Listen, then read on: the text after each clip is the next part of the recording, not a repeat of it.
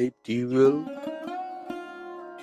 এটা নিচে যে একটা ভাল্ব আছে, এখানে একটা ভিতরে বাল্ব আছে, প্লাস্টিকের বাল্ব, আর একটা ডিজিটাল বাল্ব বলে। এটা লাগিয়েছে অনেক, প্রায় 10-12 বছর হবে। এতদিন পর খুব ডিস্টার্ব করছে, পানি উঠতে চাচ্ছে না, সেজন্য এগুলি এই নাট বোল্ট গুলি খুলতে চাচ্ছে। এগুলি রাস্ট মরিচা ধরে গেছে খুব। মোবিল দিছি, তারপর কেরোসিন দিয়ে রাত্রে একটা ন্যাকড়া দিয়ে 4টা ন্যাকড়া দিয়ে ভিজিয়ে রাখছি 4টা নাট বোল্টে,